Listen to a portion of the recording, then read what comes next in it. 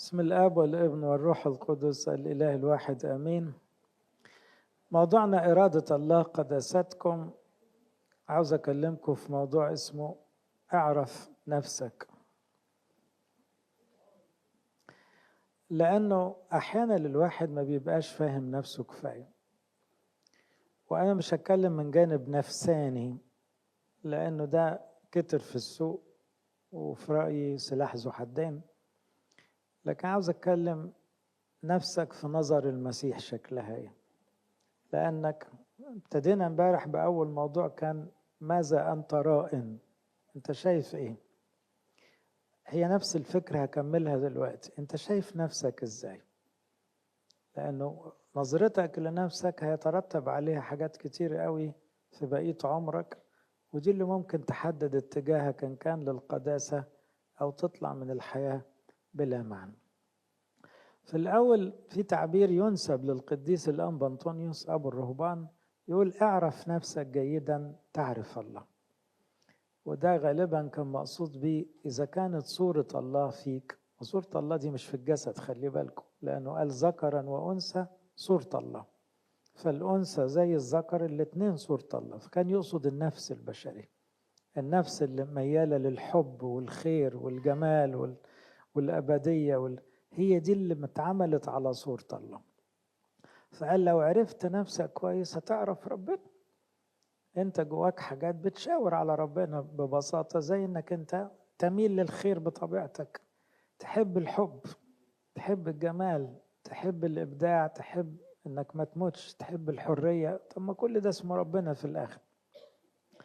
في تفاسير نفسية دلوقتي اللي هي بقى تحليل الشخصية وأنواع الشخصية. القصة دي مفيدة لكن ممكن تبقى مضرة في حاجة.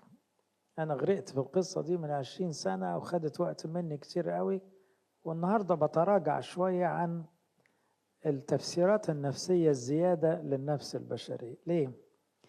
لأن أحيانا بدل ما الواحد يتوب لما يعرف شخصيته قوي يبرر لنفسه اللي بيعمله، فبدل ما تجيب فكرة انك تعدل نفسك بقت بتبرر نفسك، فبقت مشكلة. زي ايه؟ اقول لكم ظاهرة كتير، ان في ناس تتشخص او لما يدرس يقول لك انا اصلي طلعت بيرفكشنست. يعني ايه بيرفكشنست؟ يعني مايل للكمال. اللقب شكله حلو، هو الحقيقة محسوك ومتعب للأعصاب، بس هو حطها تحت عنوان شيق. لما يطلع عينين اللي حواليه يقول لك اصلا انا بيرفكشنست.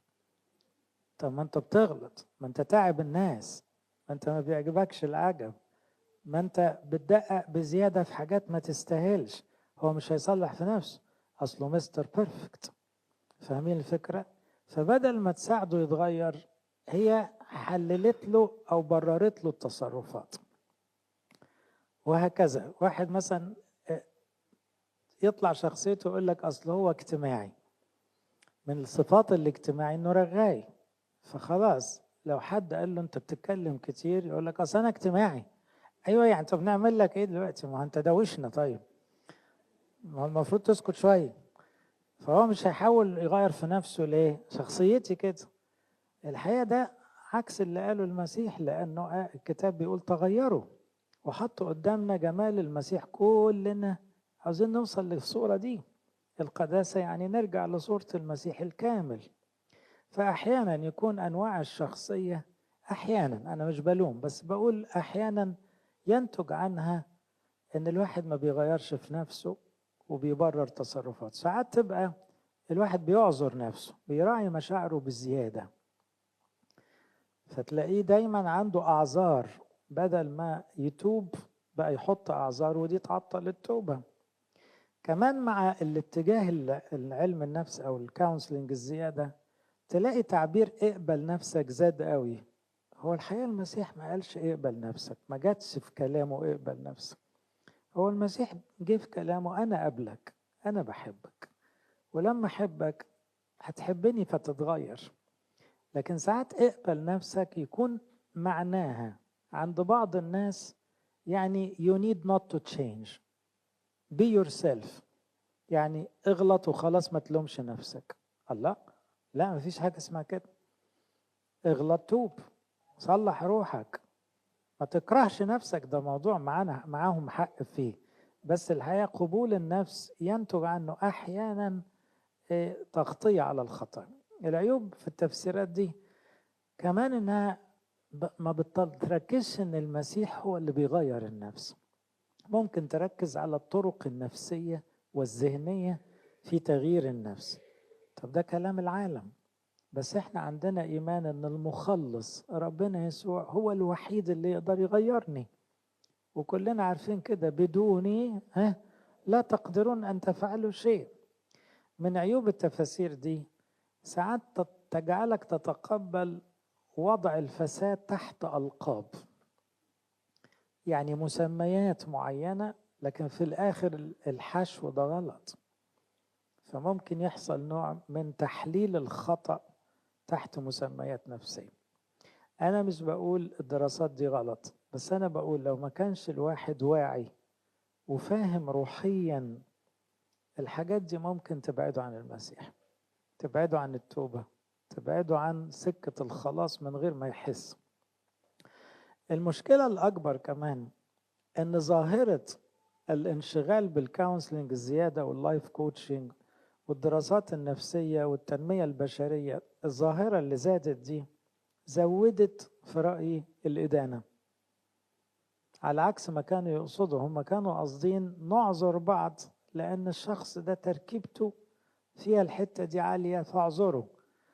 لا، دلوقتي أنا كل ما أقابل ست تيجي تقول لي أنا معايا راجل نرجس في البيت. يا ستي راجل نرجس إزاي؟ تقصد نرجسي. نرجسي دي معناها نارسيستك، وده نوع نادر من الشخصيات، نوع نادر، 1 في 1,000,000 مثلا. أنا بقابل منهم 10 كل أسبوع، فأكيد في حاجة غلط. كل واحدة متغاظة من جوزها نرجس. طبعا ده معناه إيه؟ اتملينا إدانة وطلعنا بره الخط. ما تستحملي جوزك عصبي شوية، لكن مش نرجسي ولا حاجة.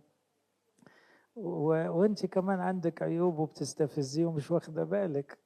فالقصة تحت المسميات الجديدة دي زودت الإدانة وزودت أحيانا يعني الانفصالات والمشاكل تحت المسميات. أنا مش هتكلم في الحاجات، أنا هتكلم في حاجة تاني. اعرف نفسك زي ما ربنا شايفك، هو اللي عملك، فاللي عملك أدرى بيك من أي علوم إنسانية وأي تحليلات شخصية. اعرف نفسك روحيا من قصة الخلق والسقوط. الإصحاحات الأولى في سفر التكوين هي اللي بتشرح أنت مين، وده كلام ربنا، ده الحق اللي المفروض ما تغيبش عنه. لأن الحقيقتين دول النهاردة اللي هي الخلق والسقوط، الشيطان رافضهم وبيقنع العالم ان لا في حاجة اسمها خلق ولا في حاجة اسمها سقوط. انتوا عارفين كده؟ يعني 3/4 العالم دلوقتي بيحاولوا يصدقوا انه ما فيش كرييشن، انه الطبيعة، ماما الطبيعة ماذر نيتشر عملتني. طب عملتك ازاي يا اخوخ؟ يعني فين ماذر نيتشر؟ فين دماغها مثلا عشان تخلقك؟ لا، هو مرتاح للفكرة دي. طيب في خطية، في فساد؟ لا لا لا، ده كلام بتاع كنايس. مفيش حاجة اسمها خطية ولا فساد، لأنه أنكر السقوط. فجود فور يو، أي واحد يعمل أي حاجة اتس جود فور هيم. اللي بيكذب بدل مبسوط خليه يكذب، واللي بيعمل أي شر مفيش حاجة اسمها شر، ده موضوع ريلاتيف. فهمتوا الشيطان ماشي ازاي؟ هو بيلغي حقيقتين، الخلق والسقوط، اللي من غيرهم لا يمكن تعرف انت مين، لأنك هتتحول إلى كائن آخر غير اللي قصده ربنا. حقيقة الخلق بتقول بيزكس بننساه. بتقول حضرتك مخلوق، يعني محدود، ربنا اللي عملك، انت ما عملتش نفسك، لكن مخلوق محبوب.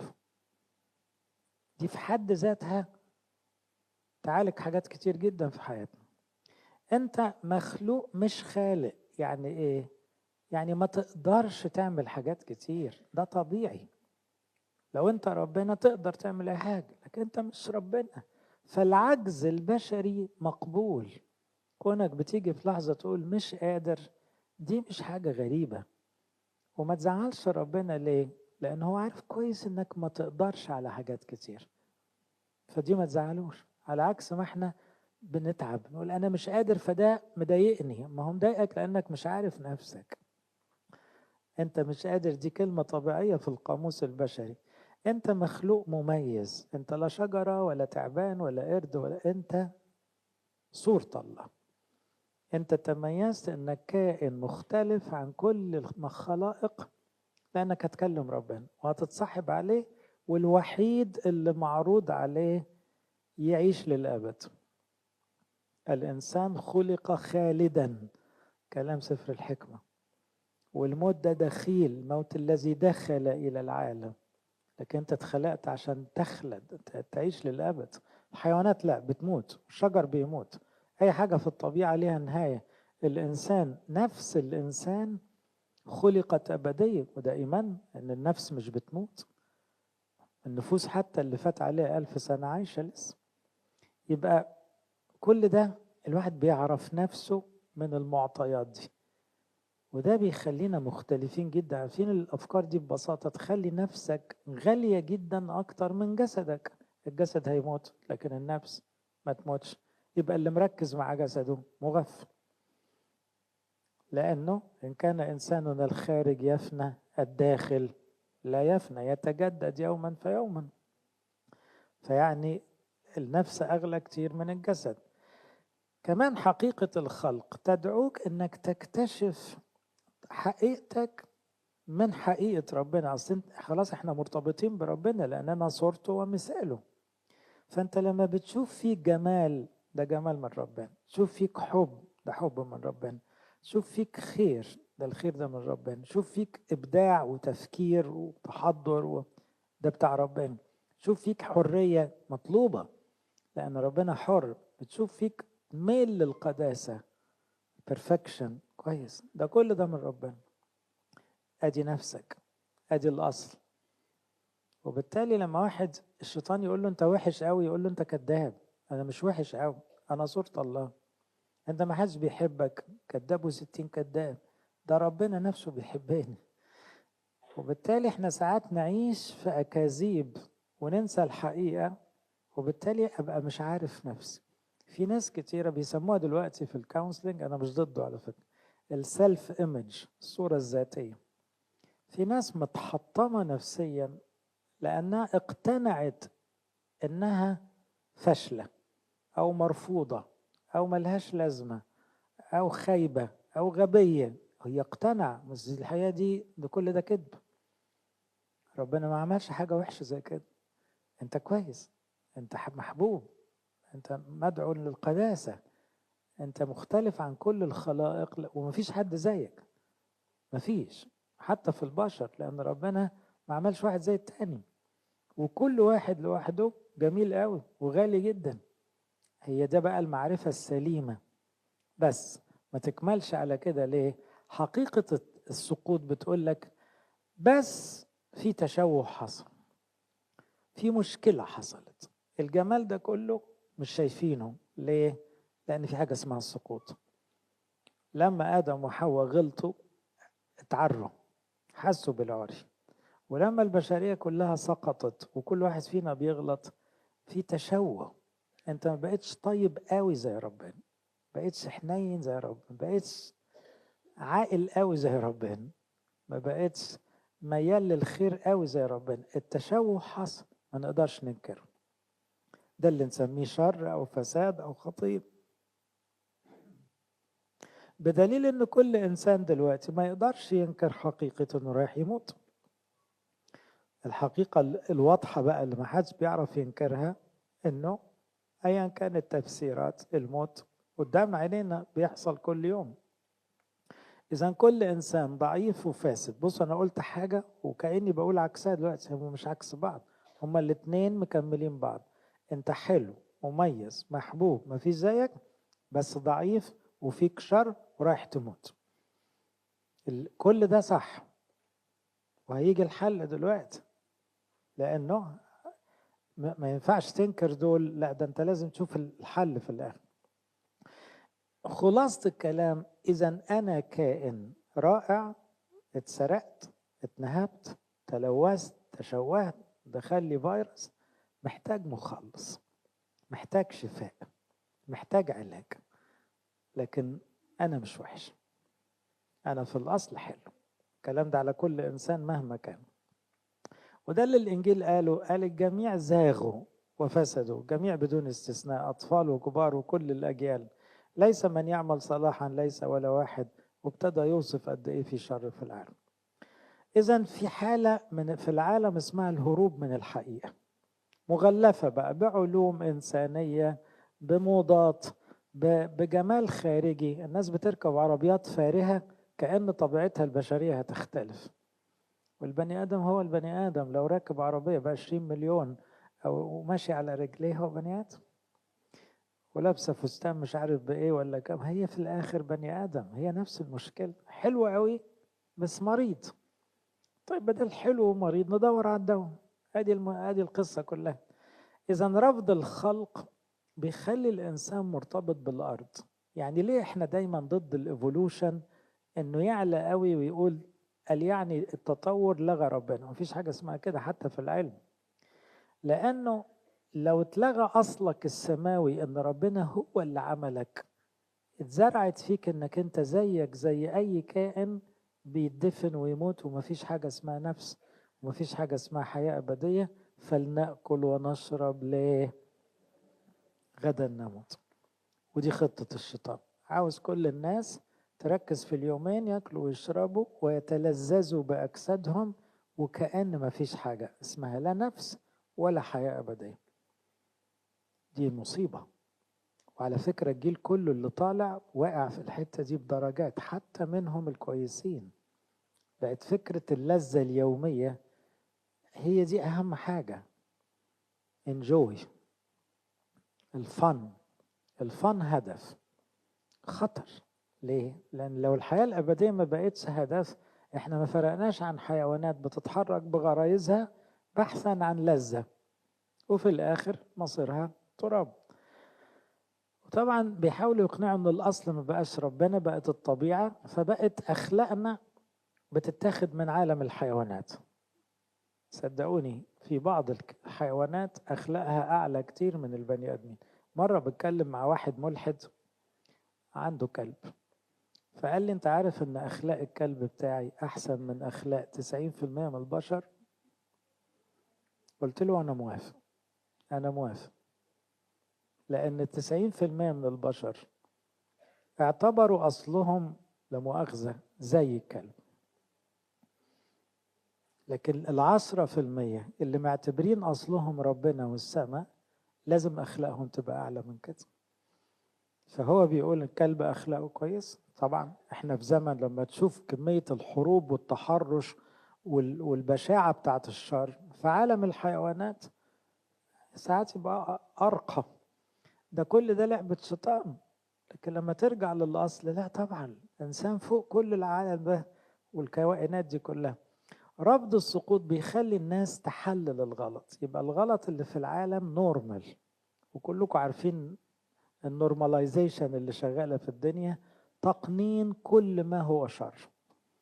حتى ما يسمى حقوق الإنسان اللي يدرسها يكتشف ان ده غطى لتبرير تصرفات بلاد غنية بتموت بلاد فقير من أجل الاقتصاد والسياسة. شر كتير قوي، بس لازم يتغطى بغلاف شكله كويس. ما بقاش الطبيعي هو ايه؟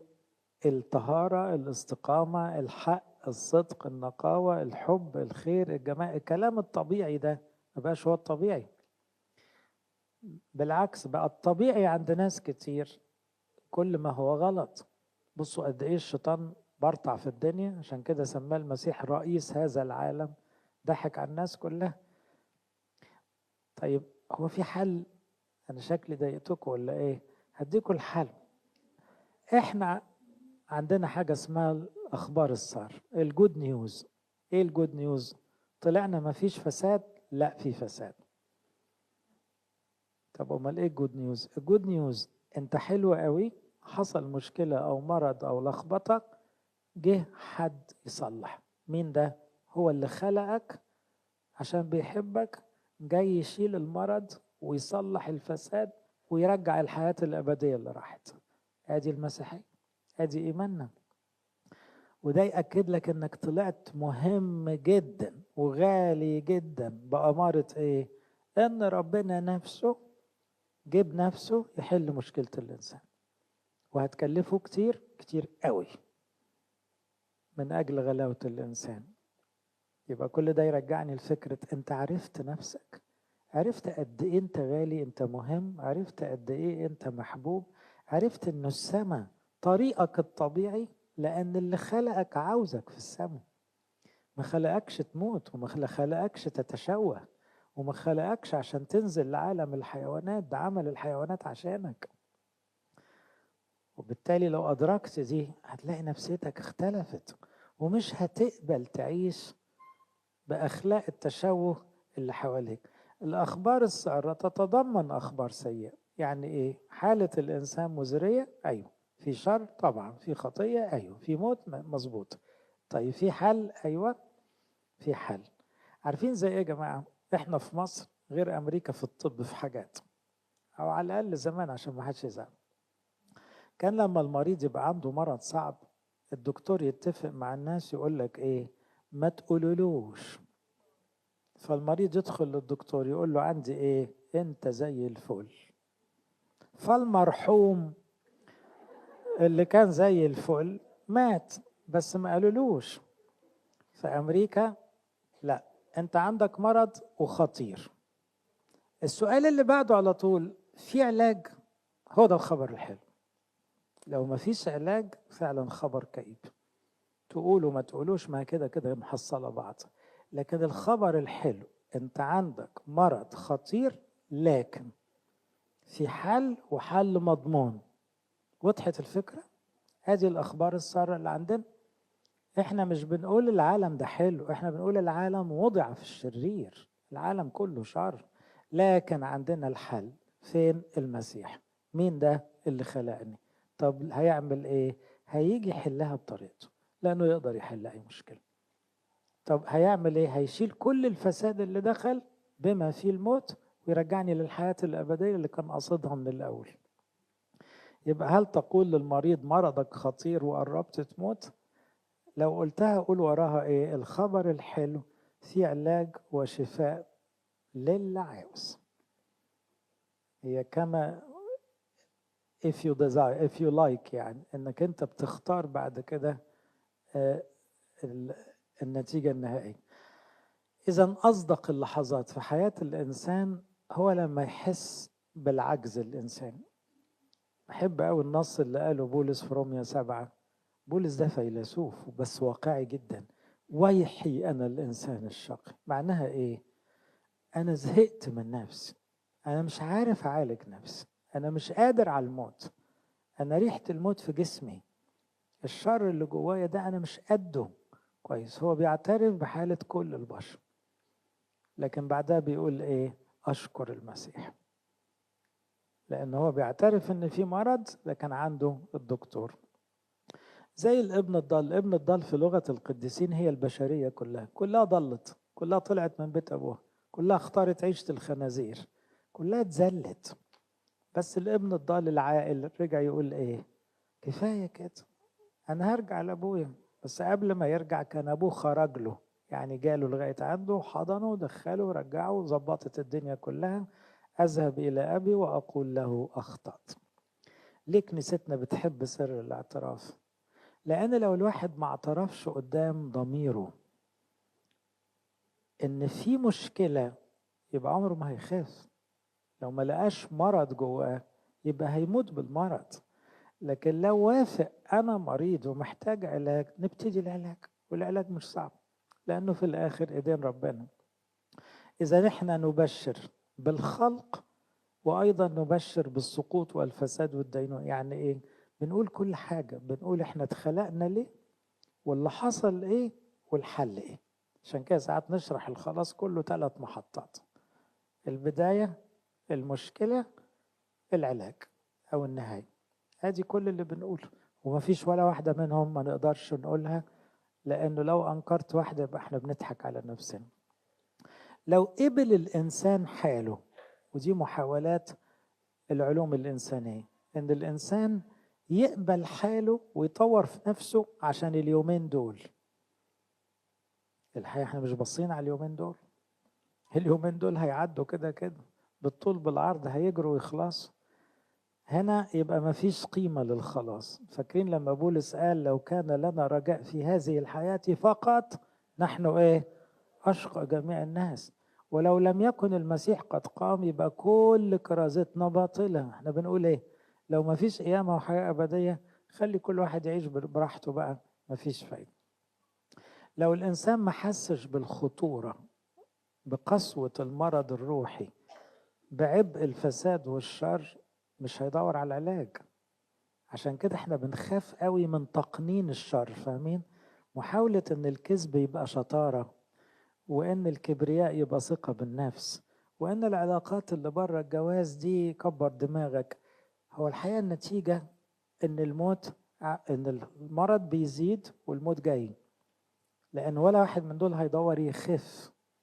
لكن لو دور يخف في علاج، وإلا هيهلك. لو اقتنع الإنسان أنه سعيد كده بقدر الإمكان دلوقتي وهنا، يبقى مش محتاج يدور على الحياة الأبدية، سيكتفي بالموت. ودي الحيلة الفلسفة العصرية اللي هي بتخليك تعيش دلوقتي، ما تفكرش في بكرة خالص، لأن الشيطان مش قادر يلغي فكرة أن الموت واضح قدام الكل، فعاوز ينسي الناس الحتة دي عشان يعيشوا أي لحظة لذيذة وخلاص، على حساب الأبدية اللي هتروح منهم في الآخر. أراجع اللي أنا قلته. بصوا يا جماعة، اعرف نفسك معناها إيه ببساطة. معناها كلمتين أرجوك، وأنا بلخص كل اللي قلته. اعرف نفسك قد إيه أنت محبوب قوي ومميز جدا ومدعو للأبدية، وربنا مصر إنك توصل للسماء. ده شيء مريح جدا. اعرف نفسك تتضمن ان في ازمه وفي مشكله وفي مصيبه وفي كارثه وفي مرض اسمه الخطيه بكل اشكالها ونهايتها الموت. واعرف نفسك نمره 1 حلوه، نمره 2 وحشه، نمره 3 حلوه قوي، ان الحل موجود. والحل في المسيح اللي خلقك وبيحبك، هيرجعك زي الاول وحل. بس قرب، بس ارجع له، امسك فيه. وبالتالي لما نعرف نفسنا بالمفهوم الروحي، الحقيقة احنا هنحب نفسنا وهنخاف على أبديتنا، وهنبقى بنبص لكل الناس، كل دول هيبقوا معانا في السماء. والعيوب دي هيشيلها المسيح، والأخطاء دي هو دكتور شاطر قادر يعالجها. إنما لازم كلنا نتلم في السماء مع بعض. ليه؟ لأن هو عاوز كده وخلقنا لكده، وتعب قوي عشان يرجعنا للسماء اللي احنا ضيعناها. وده هيخلينا نقبل على الحياة وعلى الخدمة. لإلهنا كل مجد وكرامة له.